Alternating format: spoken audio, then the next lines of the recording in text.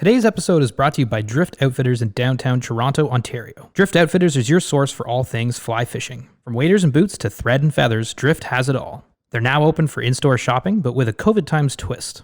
Along with mandatory masks, a few other things have changed. So check in on their website to find their latest updates and policies. Safety first, fly fishing second. Curbside pickup for your online or phone orders is still a great way to get all the gear you need, and they're still shipping across Canada for free on orders over $100. Visit driftoutfitters.com to learn more.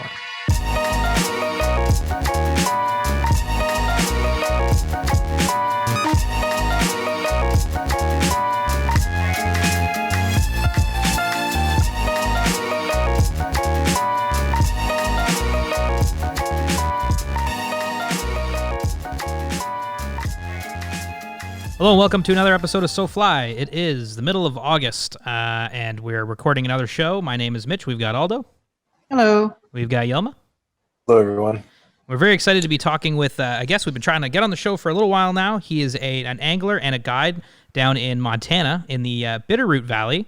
We've got Chad on the show. Chad, how's it going? I'm doing good. How you doing? Doing very well. Thanks for coming on. Good to be here. Whereabouts are you calling in from today?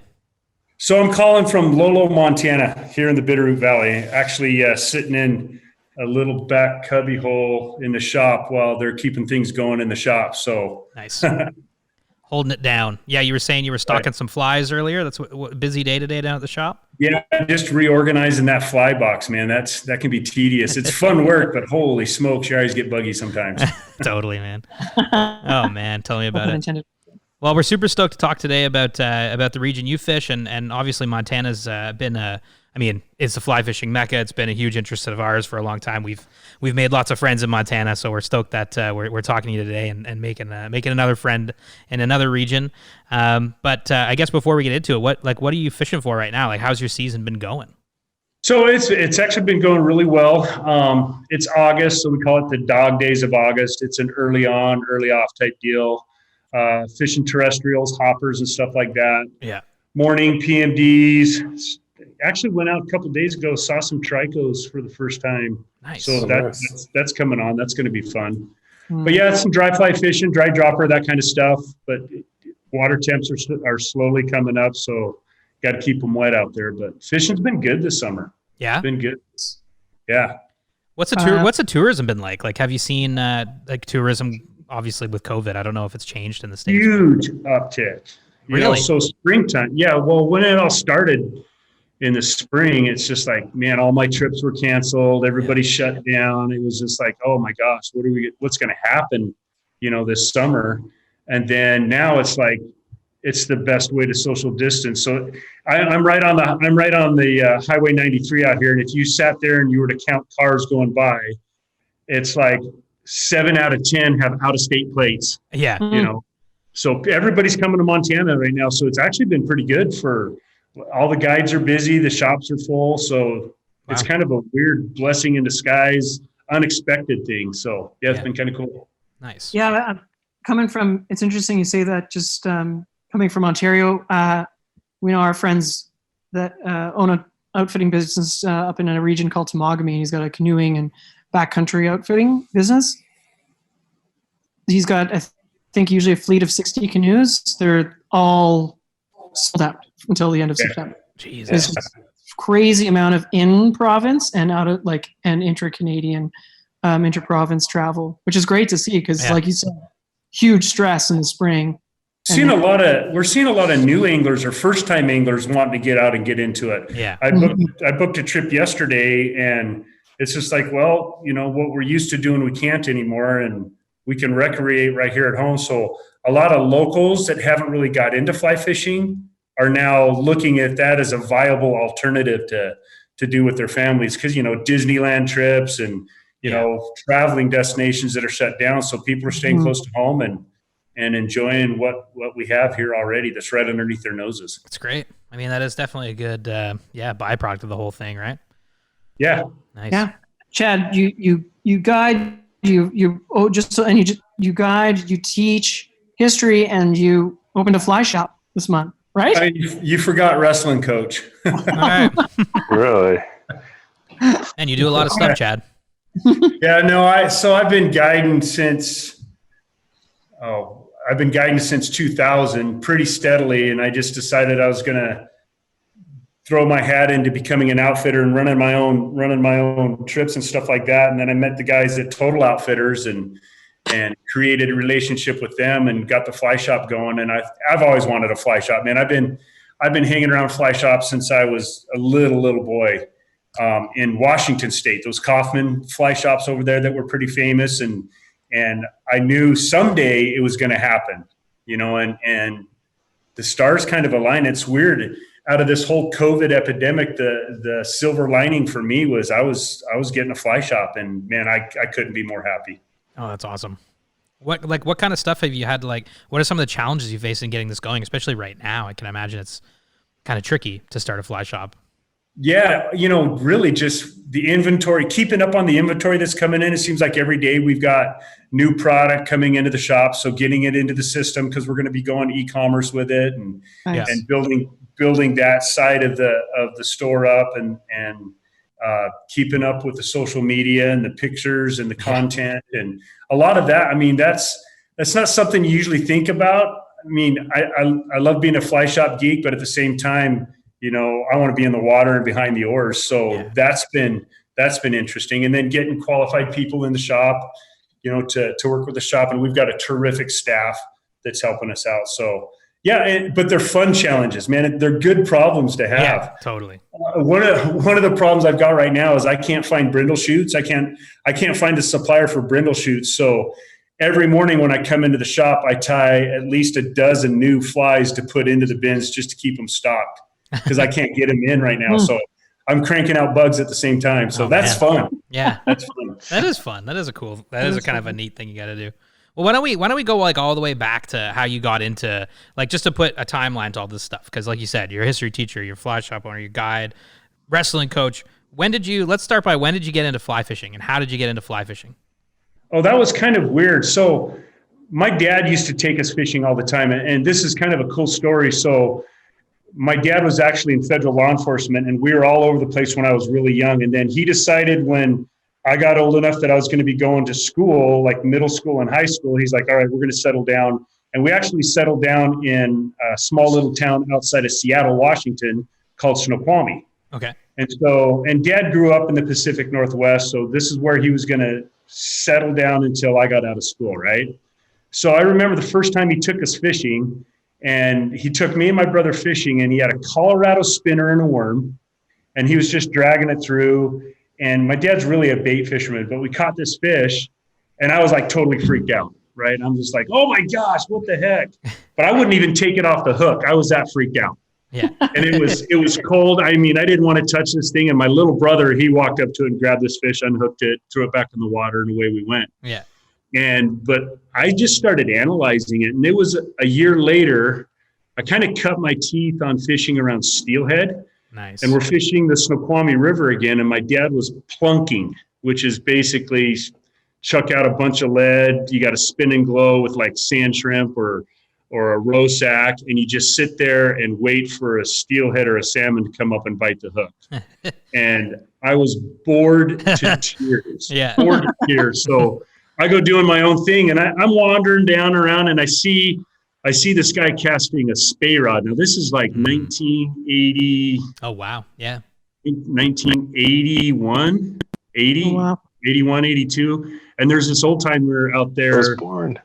Yeah. I mean, a long time ago, especially to see a guy with a two-hander, right? And I didn't know anything about it. And I saw him casting this two-hander, and I thought, oh, that's what I want to do. And then I watched him hook a fish, and you could hear that old hatch reel just singing, man. Yeah, that's cool. And of course, I had to go over there and I watched him land the fish, and he had this pipe in his mouth, and it was so wrong. This little tweed, not a tweed cap, but I don't know, some kind of a wool cap on. Yeah. And man, I thought that was cool. So I went up and was telling Dad, I got to get one of those rods. And of course, my dad, he was a bait fisherman. So he bought me, it was like an 8-foot eagle claw, like 7 weight, right? And that was it. So I'm self-taught, and then I did that, and I started tying flies real young too. I was reading old Outdoor Life and Field and Stream magazines and any book I could find on the subject. And no kidding, this is real life story. I literally duct taped a pair of vice grips to the kitchen table and would tie flies on those eagle claw snelled bait hooks, because that's what I had. That's what my dad fished with. Yeah. Right. And so I'm always cutting the thread, and I was using mom's sewing thread, and I'd get chicken feathers out of the chicken coop, and and then I met a lady, an older lady, and that was kind of camping on the place because we had a spot on the property where people could bring their fifth wheels and trailers. Yeah. And she had a Thompson A vise, and she gave me that vise and gave me my first lessons, and it's been a slippery slope, and that's where I've been ever since. I tie every night, every day. It's just, I don't know. I just, that's where it's been. That's great, man. Really cool. I love tying stories where it starts with like people started tying with like just the most random shit they could find, mom sewing thread, a vice stuck to the table. Like, I love that. That's such a great way to get into fly tying. Yeah. And I probably own 15 vices now, and I've got different vices set up for different flies. Here in the fly shop, I think I've got 4 set up on the fly shop, depending on what I'm doing and where I want to be with it that day. So yeah, man. Well, it's my creative outlet. You're certainly like extremely passionate angler. I mean, I think we ask this question a lot, but I always curious about what people say. Like, what was it about fly fishing? Like, once you got into it, because I know initially it was seeing that guy spay fishing and seeing the tweed and like the whole thing. But when you were in fly fishing and you started doing it and you were getting vices, what was it about the sport that kept you going and wanted you to do more of it and buy 15 vices? And what was it? There's always something to learn. I mean, and I guess it's a way to stay humble for me, really. So my brother, and I mentioned him in that first story, my dad thought that my younger brother would be the fly fisherman and not me. But it was every single day I'm learning something new. And I guess that might also relate to me being an educator. But even when I'm out guiding, I want to learn something new every single day. And I do. And if I don't, whether I'm catching fish or not, to me, it's a success when I've learned something new or I'm putting something else into my quiver, whether it's a new casting technique, a new way to tie a bug, a way to improve something. That's what it's about for me. Learning. And then it's just standing in the water and letting that water flow through your legs. It's just so calming and stress, just leads the stress off. Totally. That's a really good insight in terms of like, even if you don't catch a fish, like what did you take away from that day? Or if you did catch a fish, like do you take something away from that? Or do you just, I think that's when I started becoming a better angler, was it stopped being like, oh yeah, I caught a fish, to being like, why did I catch that? Exactly. Slurping rise, mayflies, gulping rise, or splashing rise, caddisflies. I've noticed that on the river here. If you got a fish that rises and splashes around, it might be eating a caddis. But if it's like the sipper, then they're taking those little PMDs or those little mayflies like you see looking for noses. And you can tell you can tell the size of the fish by the rise. I mean, you guys have probably seen that. It's like, oh, that's a good fish, or don't worry about that. It's it's a little dink over there. Yeah, exactly. Yeah. Yeah, exactly. Oh yeah, man.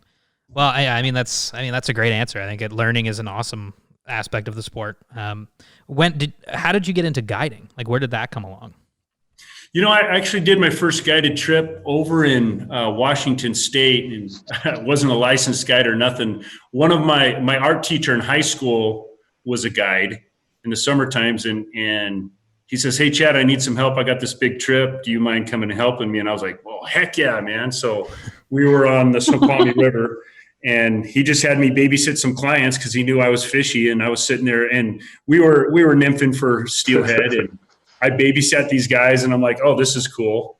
And then when I got to Montana, first thing I did was walk into a local fly shop and tell them I want to be a guide. Went out, got my guide license, and that's how I stayed busy all summer guiding. Was it fly fishing that took you to Montana?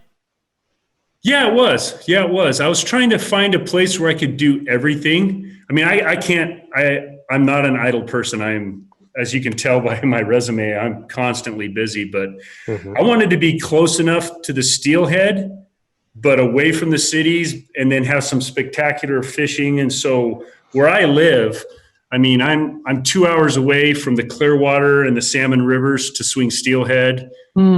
8 hours to the Olympic Peninsula, and then in my backyard. I mean, I'm 15 minutes away from the river. So, I mean, I'll spend 3 or 4 days a week on the Bitterroot, and then I'm, a few hours from the Missouri. I'm on the Blackfoot, on the Clark Fork. So Amazing. not that far away from Henry's Fork. So I get to see it all and do it all. And I thought this is a good place to do it. And here I am. So good. Yilma, my friend, what were you going to say before I intro? Oh no, I was just saying you don't seem like a person who is very wishy-washy. Once you've decided, that's it. You're taking, there's no like, no, that's what I'm going to do. Yeah, exactly. Yeah, exactly. When I talk to the guys at Total Outfitters about this, I'm like, all right, I'm all in. And I did, man. I am 26 days straight now without any day off, either in the shop or on the river. Wow. I think my first day off is going to be this Saturday. Right on. What are you doing? Are you going fishing? Right. I'm going to the Mo. Yeah, I'm going to head over. Oh, right on. That's awesome, man. I love that. I love that you came to Montana because of your passion for fishing. I think that's so awesome. Yeah. I'll drink to that, but please don't judge me, Chad, on Yeah, we're bottles. Some bottle of champagne. We're all drinking beers, and Yilma's just drinking a bottle of champagne. It's all he has. all I have.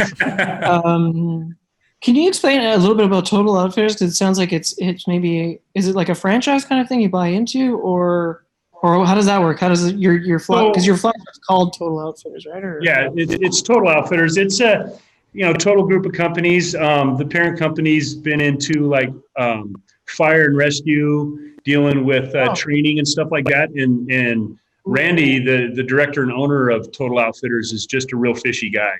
And I responded to an ad, with COVID when it was coming around. I was like, man, what am I going to do this summer? What am I going to do with trips? I got to at least make some money because I am a school teacher and I got to feed this habit of fly fishing. So I was just looking for ways to get trips, and I responded to an ad. Next thing I know, they're recruiting me hard and wanting to start an outfitting fly shop here in the Bitterroot. And I was like ripe for it. I'm like, are you kidding me? Really? That's exciting. I'm your guy. But I mean, I guess it was pretty competitive. I don't know. Randy's told me that there was hundreds and hundreds of applicants, and I stuck out, and they pushed hard, and we came to an agreement, and here we are, and we're loving it. Randy's a fishy dude. He's awesome, man. He's crazy. We're on the phone every day and talking business, but mostly talking fishing. So those guys are, it's an insane group of guys, and it's fun times. It's fun times. That's cool. You guys all came together like that. Are there like a lot of fly shops in the area, or is this kind of like the only one? No, where we're located is between like Missoula, which has got several fly shops in Missoula, and all of them are awesome fly shops. And then there's fly shops in Hamilton, and we're kind of in between the middle, Yeah. And great location, great facility. You look out the window to the east, and there's a herd of 150 elk, literally. Wow, geez. Sitting out in that pasture. Not today. The farmer went in there today and decided to cut the hay, so he chased them all off. And I was like bummed because I'm like, God on it. Now we're not going to get to see the elk. But yeah, that's wild, man. Montana sounds like I've never been to Montana. It sounds like the most amazing place ever. It really is. You were supposed to go. Yeah, we were supposed to go. Yeah, we're supposed to be there right now. Yeah. Oh, COVID though. I know, and those borders. But my son called me this morning. He says, Dad, there's bear crap in the driveway. And I said, what? He says, yeah, Dad, there's bear crap in the driveway full of service berries and bear tracks walking up the driveway. Oh, man. And I'm like, oh, great. That's why the dogs were going nuts last night. So we had a visitor last night. Oh, man, that's cool. I love bears. Yeah. Yeah, Yilma's terrified of bears. Terrified. It's his thing. Yeah, it's cool. I like how it's cool to me that so many fly shops can exist in Montana, in the towns of Montana. Like, how is it, like, just being a naive Canadian up here, how is it possible for so many fly shops to all coexist like that? And the reason why he's asking that question is we have one in Toronto, just the one. We have one in Toronto, yeah. One in basically Ontario. There's like 2 shops, It's like... I don't know. It's kind of maybe part of the culture. You expect to see one. If you drive more than 50 miles and don't have access to a fly shop, you're hurting because there's so much fishing. I mean, you can 100-mile radius of, say, Missoula, you can fish. Let's say a 50-mile radius of Missoula, you can fish 150 different streams and bodies of water. It's wild.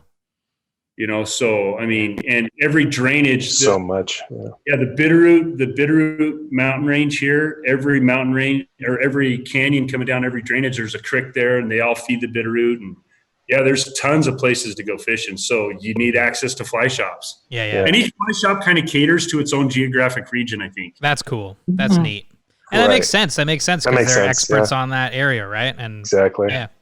That's wicked. I love that. I think that's such a cool thing. Bitterroot's known for its dry flies. I was checking it out a while ago, trying to, looking at some stuff, and they're saying like the Bitterroot River is like the third or fourth most fished river in the state, but yet not very many people know about it. But behind like the Madison, the Bighorn, and of course the Missouri, the Bitterroot gets quite a few people coming up. And we got some pretty famous hatches, like in the springtime, the Squala stonefly just lights out.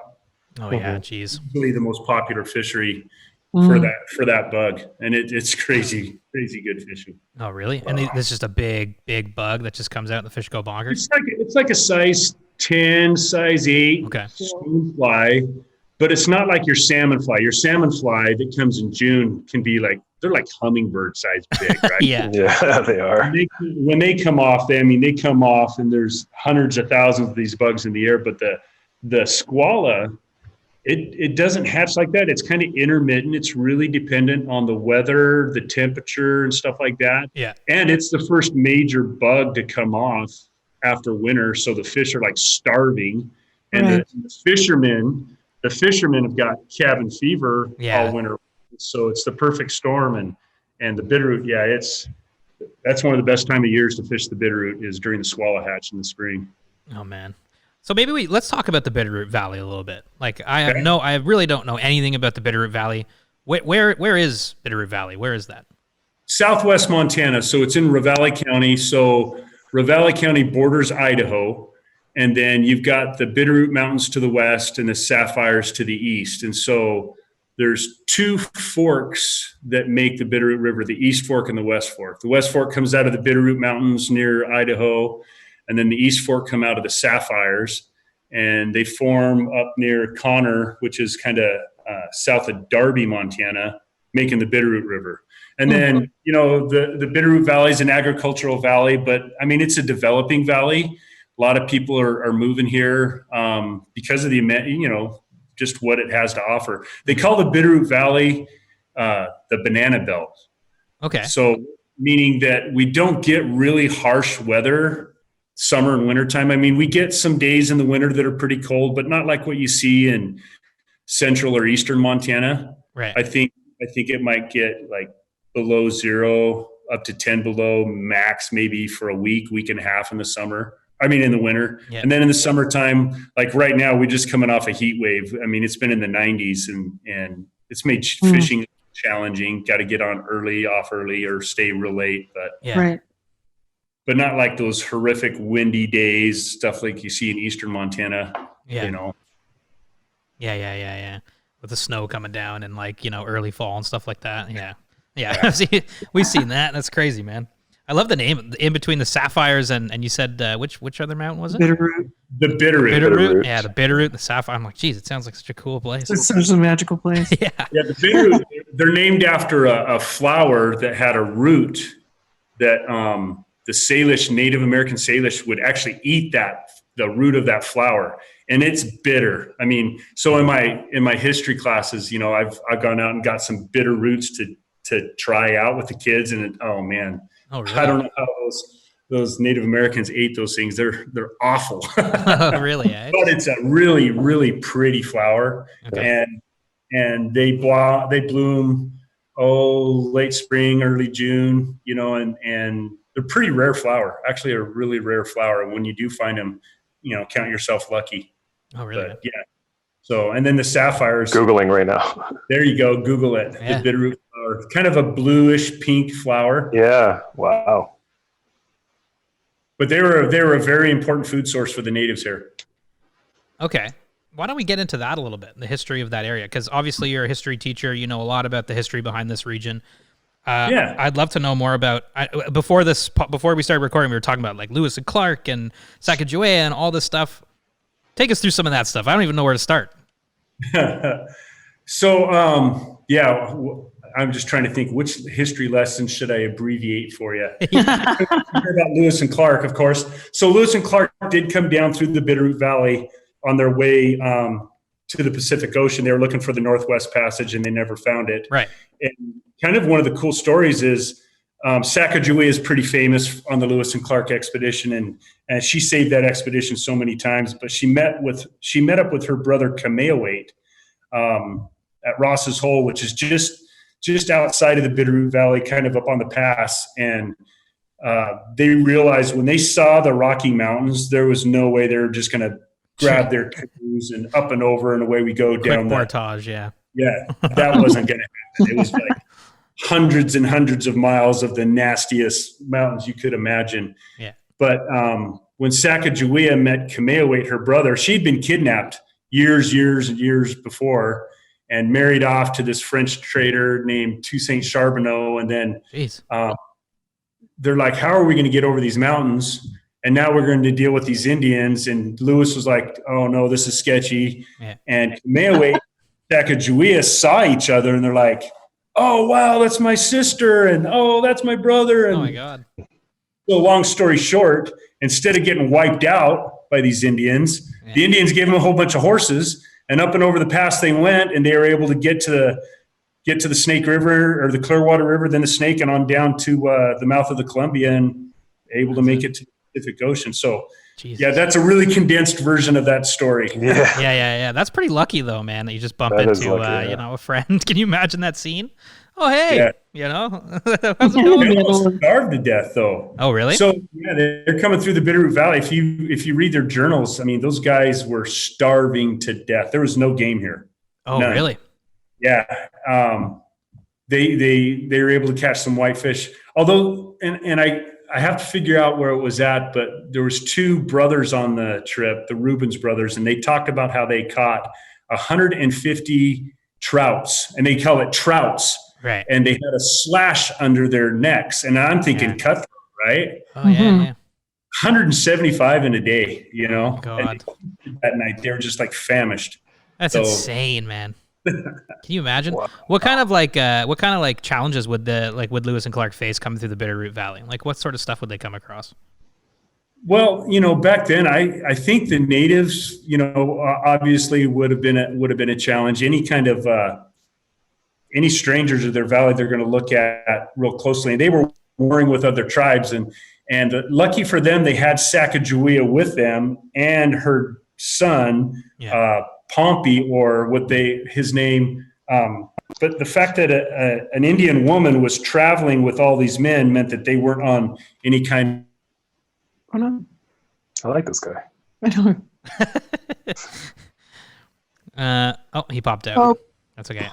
He'll jump back in, I'm sure. Well, we lost Chad for a quick second here because our internet's collided. Yilma, how is that champagne? I really must know how that's going down. It's a little too sweet for my taste. Okay, come on. For my liking. Christ, that was for your birthday, man. It's delicious. Thank you so much. Yeah, no problem. Also, thank you so much. I actually don't know where you got it from. It wasn't from me. What is that? Sparkling Bombino. What is that? That's not champagne. It's the finest sparkling wine that $8 can buy. Yeah, exactly. Well, I'm drinking a 40 Creek. Yeah. Double-barreled whiskey now. The new whiskey, and it is tasty. Is that the double cask? Yeah. Dude, I love the double cask. Actually, that double cask is so good. I love the double cask. New for this year, and man, good call, 40 Creek. Been making whiskey sours with the double cask, and it's wavy. We're back. There we go. No worries. Yes, welcome back. Yeah, I think that they hit there's some construction going down the road, and I know earlier today we had some spotty Wi-Fi. Oh, no worries. It's all good. But we can just pick up where you were. You were talking about the trip for Lewis and Clark, some of the stuff they were facing. Yeah, so I don't know where I was, but when they finally met up with Kameawait and them, they were able to get some horses and then finally finish the trip up and over the mountains. And some old Indian named Old Toby brought them up and over, and they're hitting these mountains in September. So you got to understand September's like right before winter. Oh, right. Right. Yeah. Almost starved to death. They had to eat one of their horses, and Jeez. oh, it was just crazy. But the Bitterroot was the Bitterroot was tough on them. Yeah. It was tough. Yeah. And it's still like the landscape's still pretty. I mean, if we were to go there today, we'd be like, yeah, I don't know how the hell you would just kind of portage through this region. Like, it's pretty wild, eh? Yeah, and it's absolutely spectacular. In fact, I'm looking out the window. There's still a little bit of snow up there on the top of the mountains. Not much, but that's cool, man. So middle of August, you can see some snow way up high. Must be nice to see the mountains. I'm looking out my window. We have hills. I'm looking out Yilma's window, and all I see are apartment buildings. Yeah. But anyway, when I was in Montana, I guess Missoula would have been my first stop as I moved west to east. So in relation to Missoula, you're south of that, right? Yeah, so the fly shop's probably 15, 20 minutes south of Missoula. And then, south of us would be Hamilton, another 20, 30 minutes. So we're kind of right in the middle of the valley. Well, the top half of the middle of the valley. Could you imagine? Yeah, you just Mitch, to your point, like in the middle of this vast landscape, especially back then, and you're like, oh, I know this person. Yeah. Well, I mean, she was kidnapped as a young girl and taken to the Mandan villages in North Dakota, married off to some French fur trapper. Yeah. And so, of course, Kamehameha, of course, she was lost. Yeah. And then, 5-6 years later, she's got a baby and she's with all these white guys, on their way to the ocean. It's like, how does that happen ever? Yeah. That's such a weird thing. Wild. Oh, man, totally. And also that region too, a river runs through it, right? That movie we all know. Oh, yeah. The movie. The film. The movie. It was shot in the Bitterroot Valley, right? Or at least in that area. Well, Blackfoot, Bitterroot. The Blackfoot is kind of north and east of here, just a little bit. The Blackfoot comes into the Missoula area, and we do a lot of trips up on the Blackfoot. Gorgeous country, absolutely gorgeous. They actually filmed the show though on the Gallatin River. Oh, really? Yeah, but the setting for the show is right here, just north of the Bitterroot Valley, the Missoula Blackfoot area and stuff like that. And I'm sure there's some shots in it, but that changed everything about fly fishing in the state of Montana. Oh yeah, totally, absolutely. Oh, for sure. Does that region still see some, should I say, fallout from people trying to retrace Brad Pitt's footsteps there? Oh yeah. I get clients on the boat that ask me if shadow casting's real and if I know how to do it. Sorry, that was hilarious. And depending on how the day's going, I can have a lot of fun with that. Yeah, exactly. Yeah, like this. Check this out. Just crazy. The number 2 bunion bug. Do you have any bunion bugs? Sure. Got a bunion bug right here for you. I love that, man. Hollywood. I know. But how accurate do you think how accurate of a depiction was it in Montana life at that time and fly fishing at that time? Oh, I think it was pretty accurate as far as, there weren't that many people that actually fly fish. So for Norman McLean and the family that he portrayed in it, certainly there were those people that were, I guess you could say, purists back then. Most of them probably were bait fishermen, but there were those people that understood what fly fishing, what it means to be an angler rather than a fisherman. Yeah. Mm-hmm. And there's definitely a distinction, an angler is somebody that's wanting to just immerse themselves fully into everything that is offered by nature and the river and the fish and the insect life. It's holistic rather than just going out and I want to catch a bunch of fish, put them on a stringer and eat them. Yeah. Mm-hmm. Yeah, exactly. And so in that regard, I guess the good thing that came out of that movie is that it's made an awareness of conservation, and you don't have to kill these fish. You can enjoy them year round, and watching them swim away with the opportunity to catch them again. That's thrilling, So I think that it's made the awareness of conservation and the need to conserve our resources. I brought it out to the forefront. So that's a good thing. I use it in my classroom. We watch a river runs through it every year in class. Nice. Oh, right on. That's great. It's amazing. Do you think that like Montana as a whole, like culturally, is geared towards, and the fishing culture is geared towards catch and release and conservation, or is it sort of split? Yeah. Absolutely. I mean, especially fly fishing. Yeah, there's going to be those people that go out there and they're going to catch and keep some fish. And there's certainly a place for that on certain waterways and systems where we do need to keep some of the fish. But man, I can't remember the last time I've even had anybody even ask if they could keep a trout. They just kind of know if you're fly fishing, it's catch and release. Yeah. Yeah, I think everybody around here really thinks about it. Even the farmers. I mean, so we've got a reservoir at the top of the West Fork, and the local TU chapter, Trout Unlimited, I mean, they actually purchase water from that reservoir to send down the river to keep the fish wet and cold, Oh, so wow. that's really cool. So That's a lot amazing. of people, I think it's just part of the culture here now. I mean, everybody's aware of it and careful with it. Yeah, and I mean, it's like such a huge industry there too, right? It's like you got to protect it because it's like, I mean, we see the benefits of catch and release. It helps business. Hundreds of millions of dollars come into the state just for trout. Yeah, it's crazy. It's awesome, man. Yeah. It's good. It's good to see. I'm happy to hear about that. If only other parts of the world could adopt the same thing. But hey, it's a process. We're trying, right? It's a process. We're trying. Exactly. Yeah. We're getting there. I think we're winning. I'm confident. Yeah, I think so. Yeah, we're trying to change hearts and minds in Ontario. Ontario likes to keep fish, man. Everybody in Ontario. I will say, Northern Ontario people just like eating fish. I don't blame them, but it doesn't work as well as it used to. Like we can't fill up stringers. Yeah. Anyways. Yeah. Yeah, Aldo, please. I was gonna say, yeah, I've been to Montana twice, and every time I've gone, it's for fly fishing. So I've always wondered, like you mentioned very early in our chat about locals getting into fly fishing or trying it out for the first time. To me, that like boggles my mind. But like, is there? Because I'm like, you're in Montana, why don't you just fish?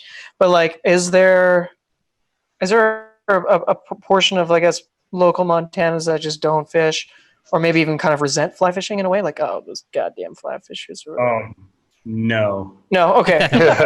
That's a great answer. I mean, I'm happy about that. you might have landowners that have property that adjoins the river, and they might get annoyed that somebody's there. But Montana has the stream access laws, which basically means that the river, the water belongs to the people of Montana. So as long as you're in the river, you're not trespassing.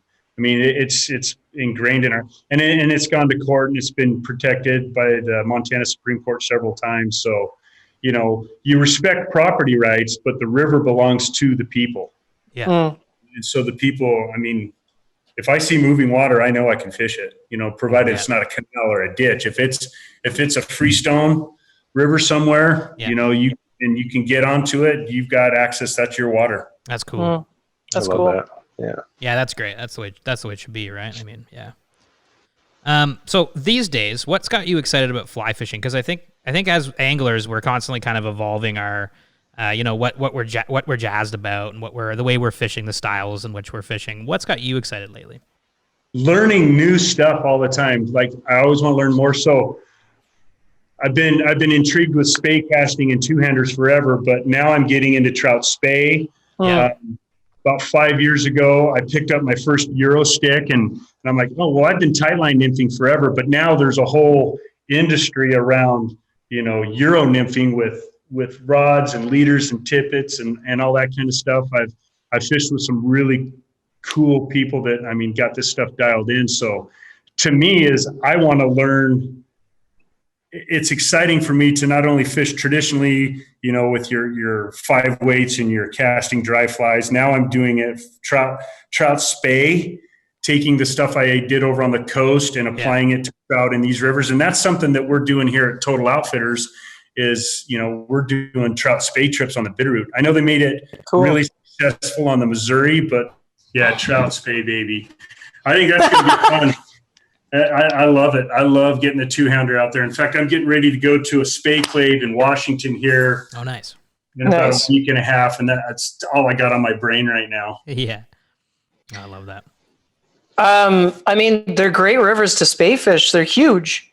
So to be able to cover water is it just makes sense. It's a great place to. And what's cool about the Bitterroot and trout spey is it's interesting water. not to take anything away from the Missouri, but the Missouri's huge, right? Mm-hmm. And I love going over there, and the fish are big, but here there's all different kinds of water Yeah. that you can swing, and really what trout spay is just swinging soft tackles, right? Mhm. So, I absolutely love that idea that, we're now offering it to the public, through guided trips and things like that. And I love that. it's going good. It's going good. Do people have, are you finding a lot of your clients, do they have, I'm sure it's attracting people who spay fish normally, maybe. But is it like kind of a split, or people that have never done it before, people that love it and now get to do it? I think people that are into two-handers they know it, but you don't see very many people doing it here on the Bitterroot River like you do. You just go over the hill to Idaho and everybody's swinging for steelhead.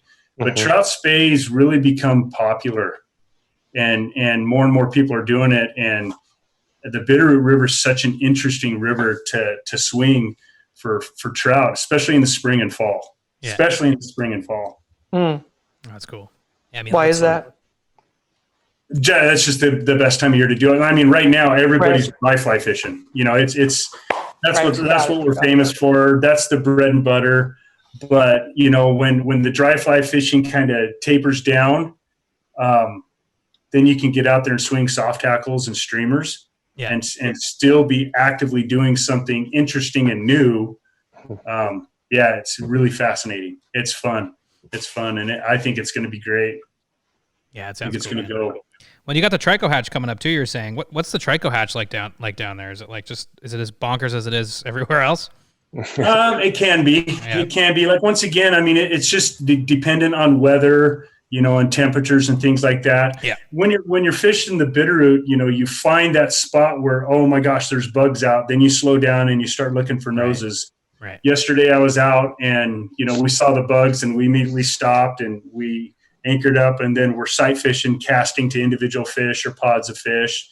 Then the hatch kind of dwindles down, you float down again, and you kind of time it, knowing that there's going to be a hatch at a certain time. So you kind of launch, several miles above where the hatch is going to come off. And so it's a timing thing. Yeah. It's a timing thing. That's why it's important to have a really good savvy guide with you. Yeah, totally. Like yourself. Yeah, like me and the guys here at Total. Yeah, exactly. No, absolutely, it's true, man. 100%. Okay, so every show we do a segment called Mitchie's Fishies 5, and it's the same 5 questions that we ask every guest on the show. Yeah. So we're going to ask you the questions now, and they're just take your time answering them as long as you want. Cool. I kind of a feeling. I'm excited for this one, actually. Yeah, I'm stoked, man. It's going to be interesting, thinking about this, knowing that you guys are going to ask me this. I'm like, all right, where am I going to go with this? All right. We'll just wait and see what happens. I love it. I can dig that. Okay, so the first one is, what is your favorite fish and why? Steelhead. Absolutely. Nice. The rainbow trout. The rainbow trout / steelhead. Yeah. Just what that fish has got to go through to get up here and spawn. I mean, I've got reverence and awe and respect for that fish, especially the ones in Idaho. And I guess specifically the steelhead that come up the Clearwater and make it to the Salmon River. They got 5, 6, 8 dams they got to go through. Jeez. They're circling the globe, it seems like, and dealing with predators and nets and commercial fishermen, and then all of us that are trying to meet them too. I wrote a blog, and it's on our website, called The Fish of 1,000 Casts. And you're not going to catch very many of them, but when you do, I just love to just say hi to that animal and just respect him. And it's like, all right, buddy, go take care of it. Make a batch for next year. Oh, totally, man. Well, why specifically to Idaho is it that you're more overwhelmed by them? Is it just because the terrain is that much more? Yeah, I mean, you're fishing in this mountainous. This is an animal that had come from the ocean, 800 miles to get to see you. Yeah. And just everything he's gone through, not to mention everything that we put in their way with dams. And don't even get me started on dams. I'd like to get rid of them all, but just to survive and make it. And then me being lucky enough, talented enough, whatever it is, the planning that goes into a trip. When I plan a trip over the Clearwater, like I'm getting ready to go to the coast of the Cowlitz, in Washington State, but here October, November, when I start swinging for them in Idaho, I'm obsessed with it. I'm tying different flies. I'm thinking about what kind of head I'm going to put on my line, whether I'm going Scandi or Skagit, and it's cold and you're freezing to death, and that's all part of the adventure. Really, I mean, you've got to really want it to go get one of those, and you may go 3-4 days and only touch one fish and not even land one. Yeah. But then the next trip you get rewarded by one, and it's just it's such an awesome thing. So the steelhead right off the bat, that's probably my number one fish, but there's something about predatory brown trout too. Oh, yeah, totally. Strip and streamer, so that's a close second. Steelhead's great. I love that, man. The steelhead's got my respect of any animal out there. I can, steelhead. I'm with you there. The air up here is starting to change. It's starting to feel more fall-y. I don't know if you guys are noticing this. It's just starting to feel more fall-y. It's been kind of like last week. It was kind of cold and the air was starting to get kind of crisp. And this time of year, I'm starting to think about September, and I'm starting to get excited for steelhead season up here. Great Lakes steelhead, but everything you're saying, the cold weather, the shitty rain, and everything. I can't wait. Fall's a special time around here for us. Yeah, man. It is here too. Yeah. Fall's my favorite time of year. Absolutely. I love it. The fishing's more technical. It's more difficult. Everybody's been after them, and then the people leave, but the fish are still wary. Yeah. So you got to be on your A game to catch them. And, brown trout are spawning, the specks. I think you guys call them specks up there. We call them brookies here. Yeah, brook trout. Yeah, we say brookies. Some people say say both. Yeah. But so we can get those in some of the lakes over here, Georgetown Lake. But fall's a magical time, and then hunting season here is a really popular thing with people to get out and go deer and elk hunting and things like that. So, God, I can't wait for fall now that we were talking about this. I'm so stoked on fall. I'm happy. I'm still kind of happy in the summer thing. Yeah, to be honest. Yeah. But swinging flies. Yeah, man. Swinging flies and in the fall is. Sweet. Yeah, that's a cool time of year. It's a good time to be live. Yeah. Oh yeah, totally. That's for sure. Okay, number 2 is if you could fish anywhere in the world right now, there's no COVID, it's been eradicated, fishing season's the best it is in that place you're going. Where would you go? Why would you go there? Oh man. Well, I immediately want to go to my go-to answer. I want to go to British Columbia and look for big native steelhead. But honestly, I'll tell you right now, I would love to go to the Seychelles looking for giant trevally. Oh my god! Yeah, that'd be sick. That'd be sick. My computer fell with that answer. I don't know, something that will eat you. I like the idea of giant trevally. That would be cool. Yeah. That is so cool. I could go anywhere in the world. It'd be there. Oh yeah, man. Do you think you're ever gonna make your way down there? Oh, I will someday. Hell yeah. I don't know when, but I will. It's on the bucket list, and I will definitely get there someday. I just got to find some people crazy enough to do it, and convince my wife that I need to go away for a month. Yeah, because I'll have to spend a month doing it. Yeah, it's a hike. Yeah. Oh yeah. I mean, it's a hike, so you might as well. Yeah. Stop in Zambia on the way and fish some tiger fish. Oh yeah. You gotta do the whole thing, and I'd have to end with giant trevally. I'd want to do all the other stuff you can and all the other species, but I'd want to, once I've caught the giant trevally, then I'll feel like, all right, that was damn cool. Yeah, it would be cool, man. I could dig that. Okay, number 3 is so cool. What is your best fishing memory? Best or favorite fishing memory ever from all the years? It's like the hardest question ever. I know. There's so many. Yeah, this is insane. Best fishing memory ever. Could it be like... Does it have to be about a fish caught? It could be about a really great can of beans you had once. I love beans, man. Fish and beans, they hit different, Yeah, no. Oh, man. Best fishing. There's 2 of them. I got 2 of them. So I'll make them short so I can get them both in. But the coolest fishing memory ever... It wasn't even fly fishing related. Me and a friend of mine, Pat Milliman, we would go fishing for bullheads or catfish. Okay, yeah. And we were keeping these, and we had no idea where. We just heard of this place called the Smack Pond. Okay. I don't know why, but they call it this. Somebody said it's called the smack pond. You can go put the smack down on these fish. So we're looking for it. It was like this nasty, filthy pond, and it had lily pads on it. It was like your stereotypical. This is a place where you're going to go catch fish. And we saw this old lady sitting on a bucket.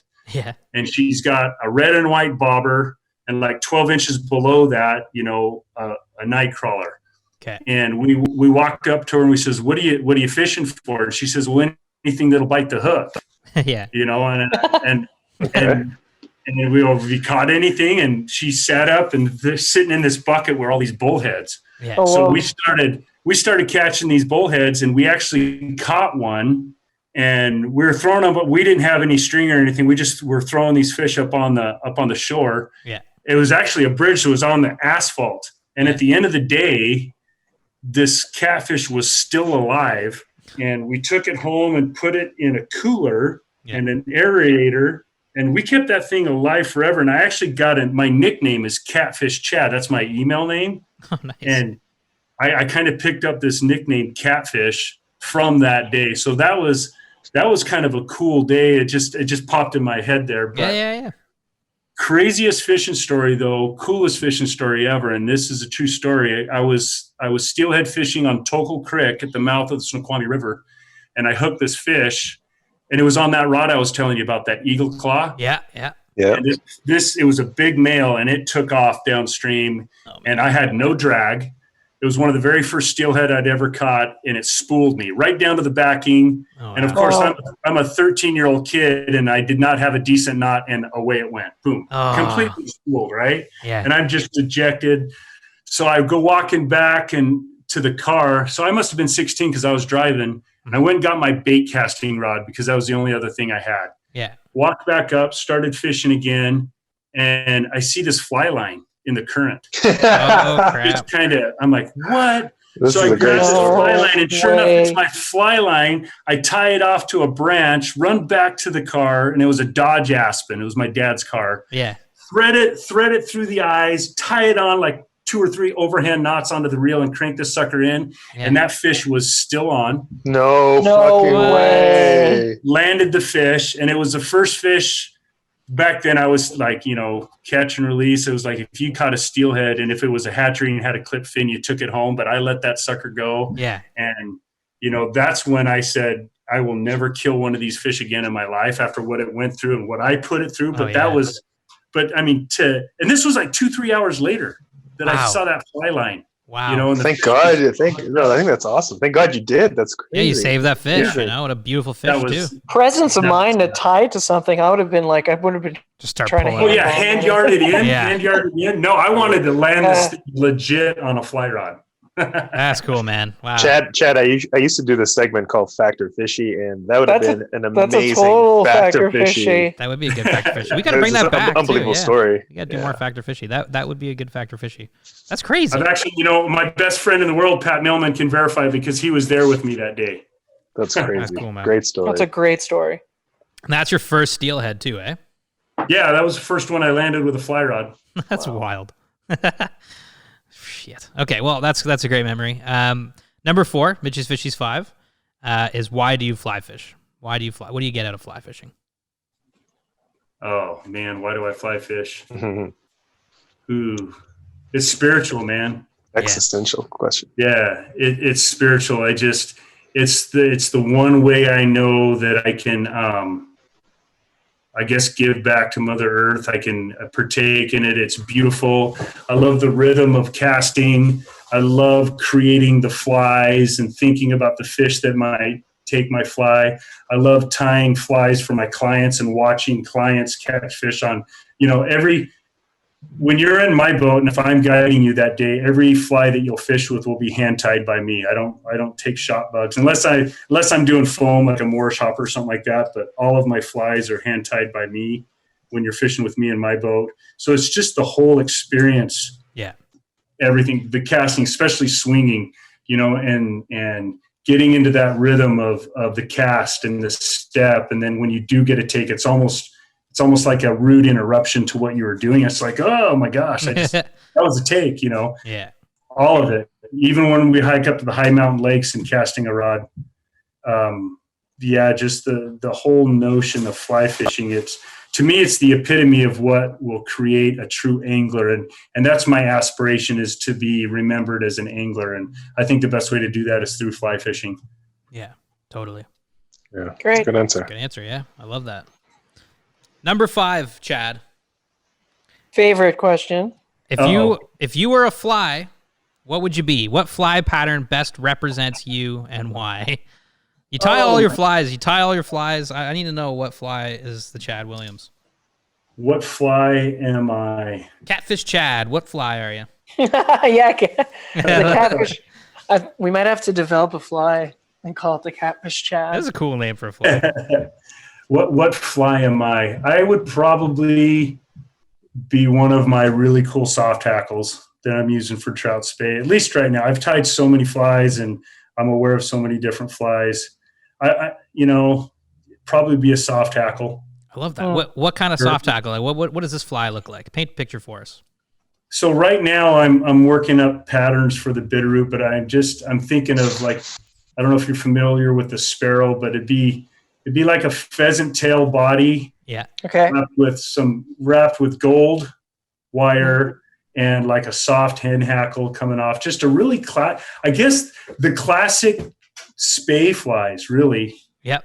But something in real natural colors, not the real expensive exotic feathers that you get, like the jungle cock and stuff like that, but just a real traditional, the Carolina. Yeah. The Carolina. That's me. I could dig that. Yeah. Yeah. Something just real classy and soft tackly. That's me. The Carolina. I like that. That's good. Have we got a Carolina before, Mitch? I don't think so. I mean, I don't think so either. Everyone's different. We got a couple woolly buggers, but I can't wait to We've make this got a few coffee woolly book. buggers. Yeah, we've got some woolly buggers. Yeah, we got the Carolina. Yeah, for sure. I love that, man. That's a great answer. I love the traditional materials, the down to earth kind of materials. I could see that, Chad. I could see that. I like that. That's Mitch's vibe for sure. Oh yeah. Carolina, yeah. Well, just traditional. All traditional. Soft I'd say my fly was the Lady Caroline. I think when I answered it, that's what mine was. I think it was like, which is just, I love that fly too. I think I just got fall in the brain now, Chad, after speaking about steelhead in your first question. I just can't stop thinking about fall now, but yeah, that's great. Well, stop thinking about it, Mitch. I'm a temple dog. I'm I'm a temple dog kind of guy when it comes to steelhead. Love the flies. temple dog, man. Oh my God. Yeah. I'm still very, very much 6 years into this whole world, so I can't pick a fly. I don't feel like I'm seasoned enough to pick a fly. We're trying to get worm. Yeah, exactly. Yeah, there you go. Exactly. We're trying to get Yoma on the two-hander this year. Yeah. There you go. My year. Yeah. That's gonna be our big Well, thing. bring him down here, spring or fall. Bring him down in the fall. We'll get him into some trout spay. There you Sounds go. good. That'd be cool. Once this border opens up, I think we're gonna. Totally. We can't get to Montana fast enough. Oh my God. Oh, I know. Yeah. Now we've got so many friends. Yeah, man. We could do the whole state. Come see you. Work our way east to go see Chloe in Livingston, and then finish off with Matt on the Madison. On the Madison. Yeah, man. Yeah, we got to get to Montana soon. I have a bonus fishy question. Oh, baby. Oh. You're in this amazing valley. You're in, so close to so many storied rivers, Missouri, the Blackfoot, the Bitter. And I think I already know the answer, but what's your favorite river in your region? As soon as school's out, the first place I go, we call it the ditch. I head over to the Beaverhead. Okay. I wasn't expecting that. I was like, I love the Bitterroot, but I'm here all the time. But when I want to get away, and I take about a week, just me, nobody goes with me. I don't take anybody with me. It's just a solo trip. Mm-hmm. I take a little pontoon with me so I can float it if I want to, but I like to go walk and wade the Beaverhead River because I can just get by myself and there's big fish there. It can be technical. So yeah, I like the Beaverhead to walk and wade, but then it's hard to beat like Rock Creek and the East Fork of the Bitterroot too. Mm-hmm. When I want to get away from myself, I like a smaller stream for here in Montana. So the river's right here, and the Beaverhead's just a couple hours away. So right. Yeah, that's nice, great. Did you have any travel plans this year? Got canceled, or was your plan to just stick around Montana this year? you know, when Total approached me with this, you know, things were kind of up in the air. You know, I am going to go to Spay Clave over in Washington here on the Cowlitz River in about a week and a half. And then, you know, October, I'm planning on doing about a week's worth of traveling around the state, hitting the big waters, the Missouri, Big Hole, Beaverhead, and then swing for some steel on the Clearwater. Hopefully we get the numbers we need. I'm cautiously optimistic when I'm looking at the dam counts right now and the fish coming. So awesome. Beautiful. Yeah, I love that optimism. Oh, I mean, I'm 10 minutes away from some really good water, so. I know, that's the thing, too. It's funny to ask that question. No, for sure, yeah. Yeah, you're in the best fly fishing in the world. Oh, where are you going to fish this year? I know it's kind of an obvious question, but yeah, you never know, right? Chad, thanks so much for coming on the show, man. Yeah, Chad, this has been great. Yeah, man. Yeah. Looking forward to seeing you guys next year, maybe, when you come through. Absolutely. Oh, hell yeah, man. Yeah. On that note, it's your time to give yourself a shameless plug. How can people find you? How can people find Total Outfitting? What's going on? Give us the lowdown. So right on, man. So we're in Lolo, Montana, 16366 Old US Highway 93. And give you the actual directions to the place. You can find us on total-outfitters.com or email us at info@total-outfitters.com. We're on Facebook. We're on Instagram. Check us out, man. Yeah, come see us. Full service fly shop, man. Right on. We'll take care of you. It's going to be awesome. Go spend a day on the water with Chad. I mean, I'm looking forward to that. Absolutely. Heck yeah. Check out our SoundCloud, because we'll put all that stuff in the show notes as well for people to see. Yeah, Cool. we'll put that all in the show notes. And Chad, thanks. That's it. It's been fun, man. I hope you have some fun fishing on Saturday on your day off. Take care, man. All right, man. It was good talking to you guys. Good talking to you too. Nice to meet you. Nice talking to you. Thanks for coming on the show. Yeah. All right, cheers, guys. Tight lines. Cheers. Man. See you. Yeah, tight lines. Well, that was Chad Williams of Montana, Total Outfitters in the Bitterroot Valley. Great show. Great guy. Great show. Now we've got Western Montana and Central Montana. Oh, we've got so many friends in Montana. Friends of Montana now. And now we just need Eastern Montana. Anybody in Eastern Montana want to come on the show? Hit us up. Let's talk about Eastern Montana. I want to fish the Big Hole. We're covering the whole state because that place is an amazing place. And geez. Oh, man, it's too bad we didn't get down there. So we saw Joe from Blue Lagoon Lodge in Rockport. We saw Matt Dotson, obviously, in the Madison Guide there. Matt Dotson Fly Fishing, and Chloe up from Livingston. They were all together in Ennis hanging out. COVID, eh? Eating steaks and drinking red wine and hanging out with Matt's dog and catching trout. Looks like Joe carp. Matt bought a jet boat. Yeah, it's so sick. Matt got a jet boat. I love that. You know what I mean? Yeah. He's got a jet boat. He's got a drift boat. Yeah. And he has this flat skiff. I know, it's so sick. What? Oh, I know, it's so sick. Eh? His flat skiff too. That's so sick. I know. Oh So my sick. god. Yo. Yeah. Mitch, Yeah. have you been fishing at all? Well, I just got back here a couple days ago and I've been working, but I'm going to go down and cast. It's been raining like crazy. We had 2 huge storms roll through. I'm going to go down and cast off the dock later and see if I can coax up a little smallmouth. Nice. Do that. Yeah, you were up in Temagami recently, right? You were catching tons of bass. Honestly, I've just been every weekend just kind of going to Temagami. Yeah. Oh, that's awesome. It really is. But can I explain to you a little momentous occasion that I had up at the Grand River last week? Of course you may. It's the water is there for everyone to enjoy. Yeah. And so I don't want to start this like in a negative tone, but it was really hard fishing, obviously, with the float. The boats and people stuff, who are floating on the river. So let's set the scene here. It was the long weekend, right? Yeah, it was a long weekend. Lots of floaties, And lots of floaters. Lots of floaties, and great. They weren't bugging us, and they were just happy, and they saw us catch a bunch of fish. But there's one moment where like there's no more. It's like 6 p.m. and the water is like black because it's like overcast. Yeah. And it's moving, but it's still. You know what I mean? Yeah.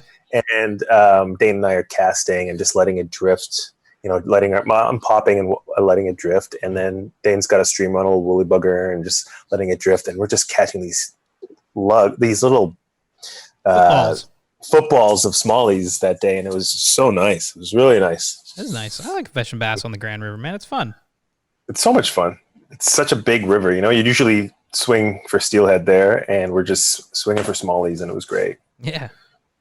That's a great section of the river. I love it there. It's one of I my love favorite. it. Yeah. It's great. The Middle Grand. The Middle Grand. Yeah, the Middle Grand's a nice place to fish in the summer, you know? Mm-hmm. Mm-hmm. Look at us all fishing apart, even though we're apart. I know. Yelma's fishing Southern Ontario. You're fishing Northern Ontario. I'm fishing Eastern Ontario. Look at that. It's a little triangle, eh? Yeah. Eric's out in the West. Eric Lund fishing the West. Mm-hmm. Mm-hmm. Good old Ontario. What will be in Elk Lake next week, pretty much. 10 days from now. Our third trip with Roger and Mary. That's exciting. Yeah, we're going to go up and fish the Montreal River, go see if we can get some pike, some walleye, and bass, of course, and just have a good time. We're going to do a podcast up there as well, so you can expect another Elk Lake podcast, but that one we're going to be, we're going to record about fishing up there, and I guess, was it the last time we went up to Elk Lake? Was it around the same time? Was it around? Yeah, I think it was in August. Towards the end of the season. Yeah.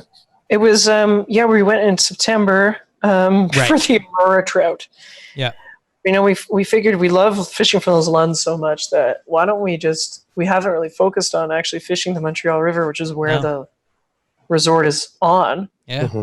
So let's learn about that river. Yeah, we never fished the Montreal like hard, like we usually just go there at the end of the day.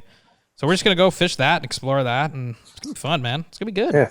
We're gonna catch some nice 40-inch pike there, man. Some huge smallmouth. Wow, yeah. That's a goal you're setting right there. That's a good goal. Hey, shoot! Let's shoot for it. And see what we Shoot for the stars, and if we fall, we'll land amongst the pike. Wait, we'll shoot for the shoot for the moon, and if we fall, we'll land amongst the stars. That's nice. Look at you go, Mr. Champagne. Mr. Champagne. I'm gonna. What's going on? I'm coming back to Toronto this weekend, but I'm probably gonna try to get a fish in. Mitch, can we talk about you and you've got a new lease on life. You're actually living above Adis now. Yeah. You guys are neighbors. You got a new car. New car. Who is this guy? Who is this guy? He's engaged. Whose man's is this? Who is He's probably going to get a promotion at the Hive. He's going to be my boss. Imagine Mitch, my boss. Oh my God. Come on, he should be. I'm already your boss, baby. Okay. Yeah, I don't know. Yeah, I got a new car. It's gonna be great. So I bought a station wagon and I moved to the west end of Toronto. Don't at me. Don't at me. Yeah. You know what I'm saying? You just won. You're a stroller and a golden retriever away from the full package. I know. It's so true. Can't do it all in 1 year. You know what I'm saying? Like, and it's COVID. It's tough times.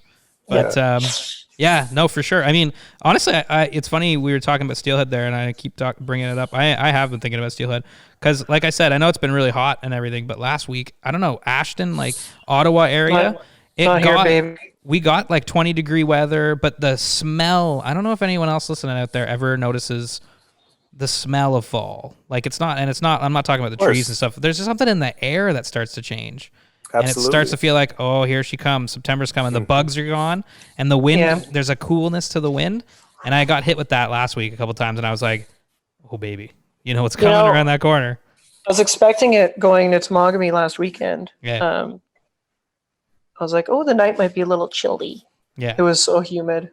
It's so humid right now. It's like 30 degrees. But no bugs. Yeah, There's no bugs in Temagami right now. Yeah, I can dig that. So everybody, go to Temagami. Go to Temagami right now is a great time to go to Temagami. It is wild though to go back to what we talked about really quickly at the beginning of the podcast. Like I'm going back up to Temagami this weekend. Yeah. Before we go to Elk Lake. Yeah. I'm gonna work from there. Anyway, whatever. I went to Mountain Equipment Co-op to just get a few bits and bobs. There's like nothing on the shelves. Yeah. Everyone decided to go camping, to get into the outdoors, and to Chad's point, people who live in Montana are, actually getting into fly fishing. Yeah. That didn't do it before. And it seems like that's happening here. People who, may have not camped or may not fished before are looking for ways to get out there, which I think is awesome. Yeah. I mean, I hope a lot of people go and explore Ontario because it's great. Like so many people don't know what they have. We've talked about this so many times, but so many people don't know what they have in their own backyard. Like you can just drive north. You just drive north and you're in such a crazy place. You just drive. Get in your car, drive, and you're good. Like, and then you're like, you're good to go. And the roads are great. You're in your home province. Like, geez, what a great place to camp. Yeah. But yeah, I was expecting Chad to say that fishing had gone down because so much of it's tourism. But I was like, I was like, oh yeah, I guess that makes sense because people are not only people in their home province, but also people are traveling closer to home maybe. So that's cool. Well, I can think of like maybe if people were planning to go, to like some sort of tropical or like exotic fly fishing destination, and maybe they weren't able to do that anymore. Yeah. I mean, look at Joe, right? Joe was like, well, I guess I'll just drive to Montana from Texas. Did he drive? Oh, maybe he didn't drive. I'll just go to Montana from Texas. No, wait, he did drive. I think he did drive when we talked to him. He said he did once. Oh, really? Oh, Matt does the drive because he trailers. Matt does. Oh, okay. He trailers his boat down He in brings Texas, his boat, so that's why. which is wild. Yeah, so sick. Well, sick. That's cool, man. You're going to go back to tomorrow. Yeah, and Elk Lake's going to be fun. Listen for that show. We also have a so this show's obviously Chad, and then we've got we're recording tomorrow night too with some friends, Matt and Nick, so a couple of fellows that have fished out in the Nipigon region of Ontario, and we have not really talked about Nipigon region. We've never fished in Nipigon. Just the one time with on Gab's farewell show. Yeah, that's really all we talked about it when Gab told us about his trip there. So that show's coming out as well. So you can stay tuned for the Nipigon talk because I think that's gonna be pretty wild. Dude, their pictures. They're great. Nick's an awesome photographer. Nick's an awesome photographer. We're gonna definitely pilfer some photos from him. Oh yeah, and use it to promote that show, maybe. And I'm looking forward to that show because they had an amazing trip. Yeah. And it was cool too because I think they went through some adversity with like their boat motor going down and or something like that, or some bad weather, and so that'll make for. Totally. I'm excited for that show too. Totally. So we're recording that tomorrow night, so that's coming out soon too. So everybody at home, you can listen for that. But we hope everybody's having a good season and everybody's staying healthy and having a good summer. Safe. Yeah, everybody stay safe out there. And don't forget to actually, you know what? Can I give a little shout out really quick here?